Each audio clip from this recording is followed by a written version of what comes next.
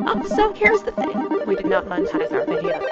That means that everything from attracting viewers to our videos to making money off of them is left up to us. Why don't you do us a favor and tell your friends and family about our channel, because we're sure that they know someone that will love our content. And since you're here, make sure you buy us a coffee at the link below. Each coffee prop donates $3 to this channel, and all the money donated will go towards content content off of this channel. Also on our Ko-fi page, check out our shop where you can watch the unedited versions of commercial breaks and buy cool merchandise we made ourselves. Mostly. And if that's not enough, what if we told you that those who give to the channel will get a mention at the end of each video? So visit the link below and help support this channel through the power of a cup of coffee. And to those already donating, thank you for supporting the channel. And with that, let's begin. Hello. Now, if you were with us last time, we took you back to St. Louis 41 years ago when we showed you a recording of the midday programming lineup of NBC affiliate KSDK, which mainly consisted of Midday AM and their 12 o'clock newscast. Today, we're going to do that again, but this time with another newscast from KMOX. We found this newscast after the CBS affiliates airing Kenny Rogers' movie, The Gambler.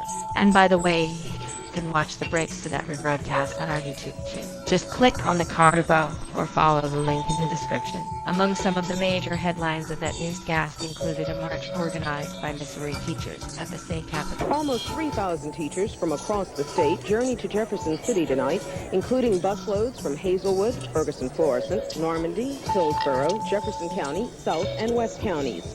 There's just no way to explain it. The miraculous rescue of a blind man from the burning building in Illinois.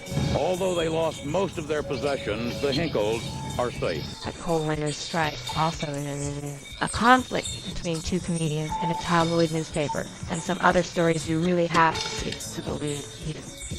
And for the people who watch these videos for commercials, we've got you covered. So you'll be seeing commercials for a supermarket with fiendishly low prices, a newspaper that will win over the hearts of women, small regional supermarkets that went on to serve America and the world, the adhesive you can depend on, and much more. Well, Vivian, if so, we will present you this newscast from 41 so right now. Now, the #1 news team in St. Louis with coverage of the entire metropolitan area and the world. It's Channel 4 Newsroom's 10 p.m. update with Julius Hunter and Steve Schiff. Steve has the night off. Here's Julius. Good evening. Welcome to Newsroom. Here's what's happening tonight. More than 3,000 Missouri teachers are in the state's capital to urge legislators to increase educational funding. Channel 4 Newsroom's Robin Smith reports the teachers rallied on the Capitol steps. At this hour, the rotunda of the Missouri Capitol in Jefferson City is almost empty. But earlier this evening, it was the scene of much activity, sponsored by the National Education Association. It was a march around the Capitol and a rally in the rotunda. Almost 3,000 teachers from across the state journeyed to Jefferson City tonight, including busloads from Hazelwood, Ferguson-Florissant, Normandy, Hillsborough, Jefferson County, South, and West counties. Teachers are lobbying for passage of 2 bills to increase state funding to local school districts. 3 state lawmakers addressed both bills during tonight's rally. It should tell us a lot. I mean, it should smack us right squarely between the eyes. It should tell us that these people are interested in being able to look forward to a school system, working in a school system, teaching in a school system that is adequately funded. I don't know how much difference it'll make immediately, but if all the groups like this, whether it's education, mental health, and others who are concerned about the low tax effort in this state and the need for more priority for things like education and mental health would come, I think we'd listen. Missouri, if they have the ability to pay the money, which they do, being 14th in the United States as far as money taken in taxes, there's no logical reason why they should be 50th as far as money spent on education. There's just no way to explain it. Why are both of these bills so important to Missouri's teachers? National Education Association representatives say the salaries of teachers in Missouri ranks 37th in the nation. And they say between 10 and 12% of all teachers leave the classroom each year in Missouri seeking better jobs for higher pay. Robin Smith, Channel 4 Newsroom in Jefferson City, Missouri. More news about education. Hazelwood teachers are going to court to get more money. But their gripe isn't with the state. They are suing the Hazelwood School Board. In a lawsuit filed today, teachers said the board violated their contract by not handing over extra money received from the state. They claim their contract requires it. The board says no contract provision has been violated. The exact amount at issue, $1 million, or about $700 per Hazelwood teacher. Secretary of State Alexander Haig says the U.S. must continue military support for El Salvador to counter a growing communist subversion throughout Central America. In a statement before a congressional hearing today, Haig claimed El Salvador is only one on a Soviet hit list of Central American countries. What we are watching is a four-phased operation. Phase one has been completed, the seizure of Nicaragua. Next is El Salvador, to be followed by Honduras and Guatemala. It's clear and explicit. There is a Caribbean domino theory that's unfolding. Well, I wouldn't call it necessarily a domino theory. I would call it a priority target list, a hit list, if you will, for the ultimate takeover of Central America.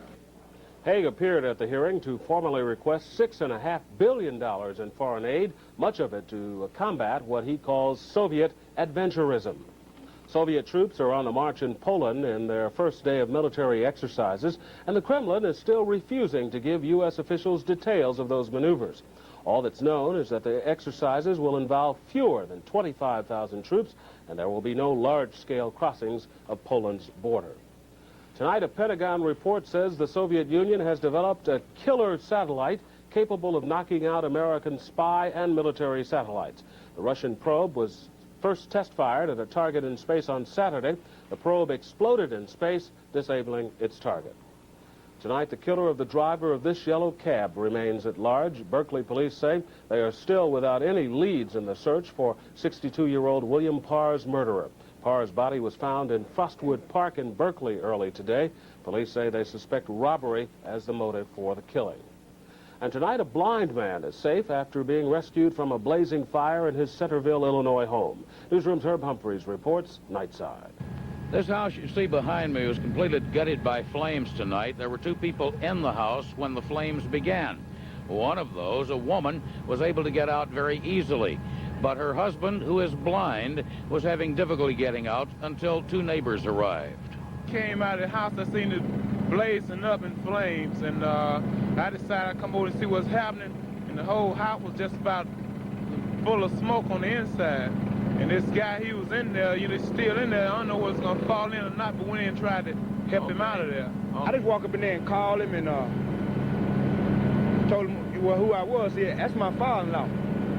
And he was back in there. He was back in the back.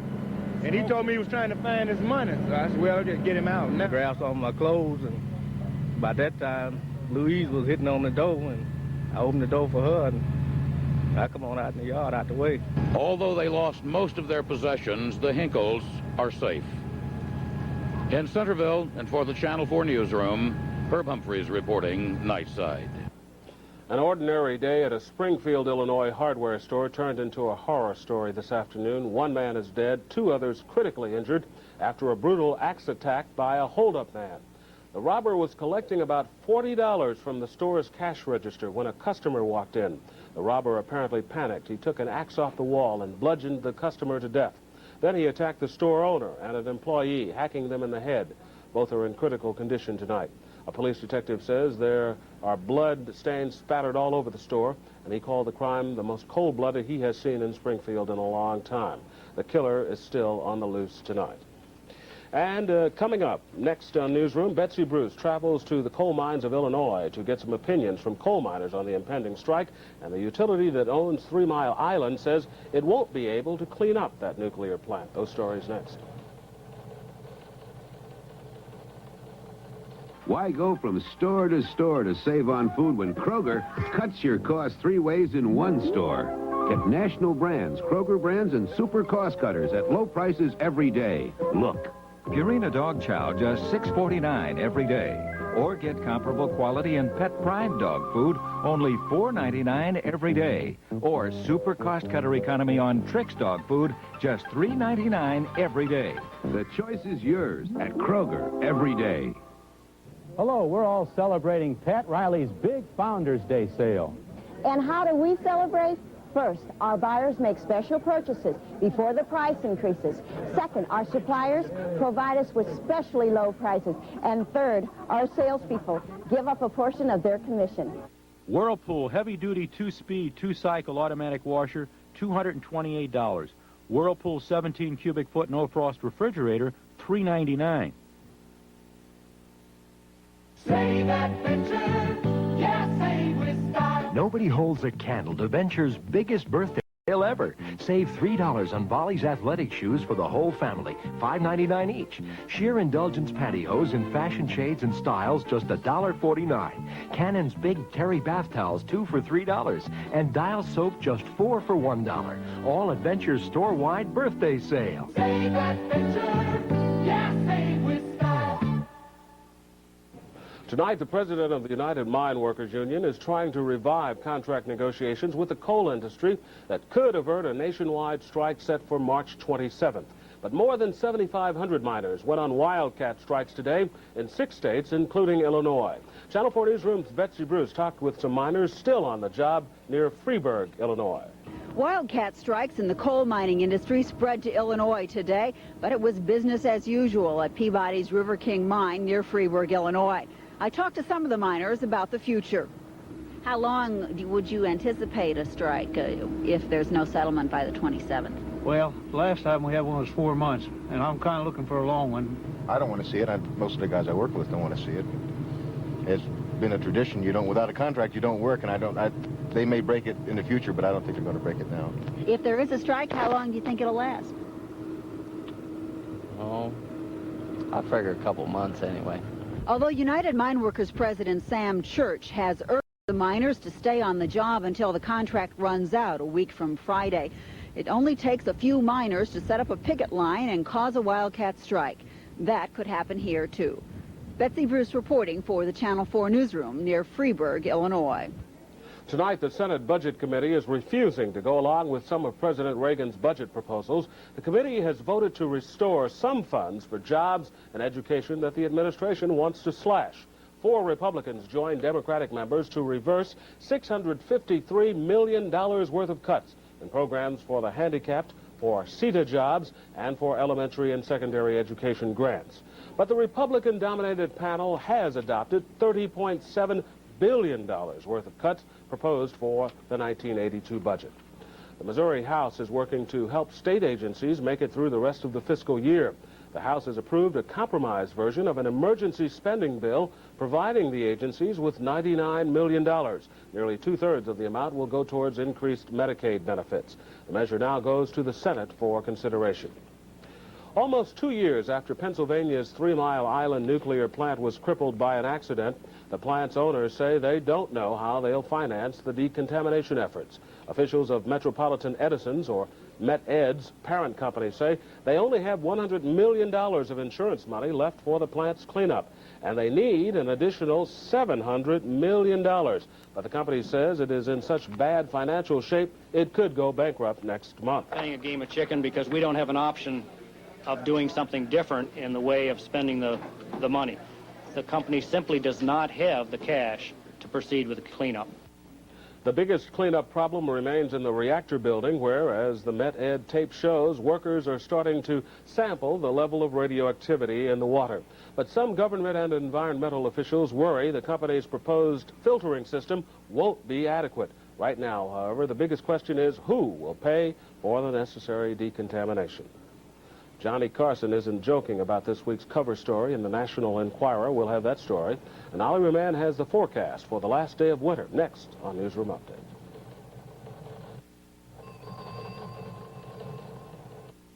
Contrary to popular opinion, the people with money are still spending it, but with infinitely more wisdom. Consider the BMW 320i. During the past 4 years, the 320i has retained an astonishing 95.2% of its original price. 95.2%. Now, I don't know about you, but I find it almost impossible to pass up a bargain like that. Good morning.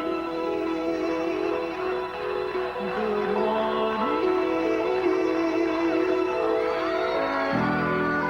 Some people read the Morning Globe Democrat because they know they can find a whole world full of sports news, information, and special features.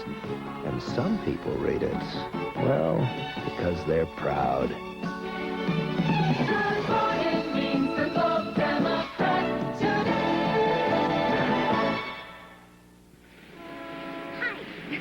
I added a map, mentioned my bird baths. Sure, it makes my ad bigger, but nowadays, to save gas, people start off in the yellow pages. Since that's where they start out, that's where I gotta stand out. Look, I know my other advertising works, but I gotta grab them when they're ready to buy. That's why I tell them more about my store right here. The bird bath with the frog. Stand out where people start out when they're ready to buy. In the yellow pages, Southwestern Bell. Hi, everybody. I'm Harold Ainsley, the sportsman's friend. And my best friend for quality name brand sporting goods is Walmart, where you get low discount prices every day. You can choose from Garcia, Daiwa, Zebco, Shimano, and Shakespeare. For all your camping needs, there's a wide selection of name brand products like Coleman.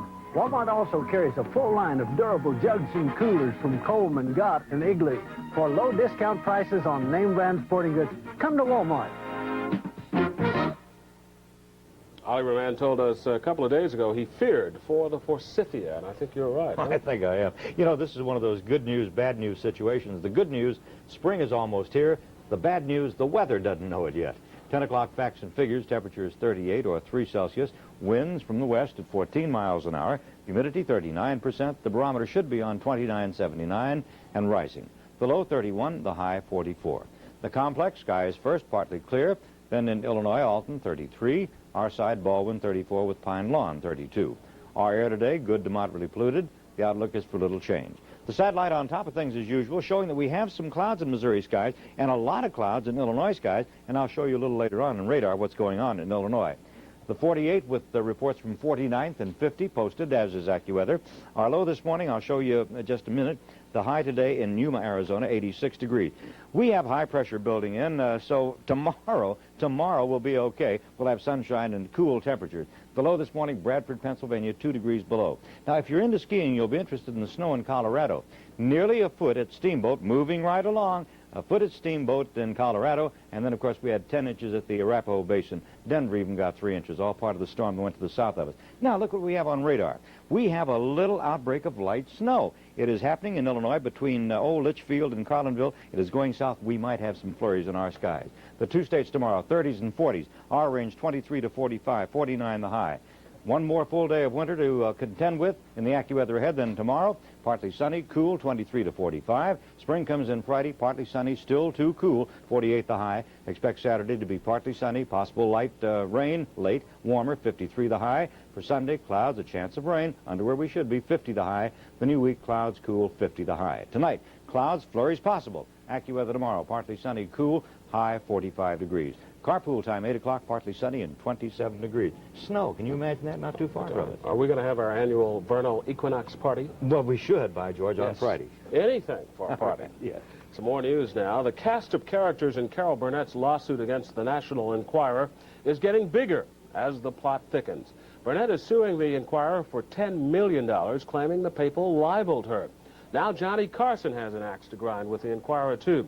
This week's issue reports Johnny and his wife are headed for Splitsville. On a show last night, Carson called the story an out-and-out lie. So I'm going to call the National Enquirer and the people who wrote this liars.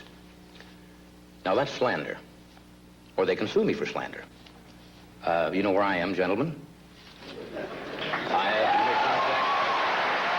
I thought he was wonderful. I think he had a right to use his platform to talk about how he felt. Well, 2 jurors had to be dismissed today after viewing Carson's remarks last night on TV. The judge feared that would prejudice the case. Tonight, the judge also ruled the Enquirer is a magazine and not a newspaper and is not entitled to special protection from libel suits. The Blues are in Toronto tonight. Tim Van Gelder will have highlights of the game plus all the sports for you next.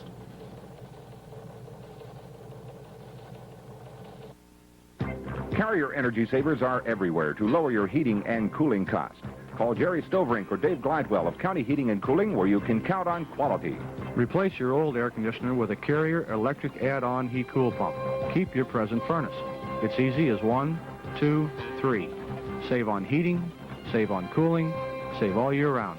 County Heating and Cooling joins Union Electric in inviting you to be energy-wise and consider electric heat. People are switching to the Carrier Energy Savers. Why don't you?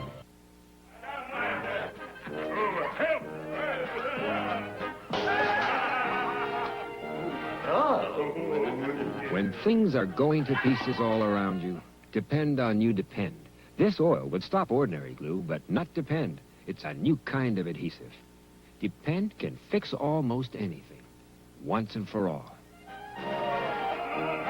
New Duro Depend. Depend on it to work.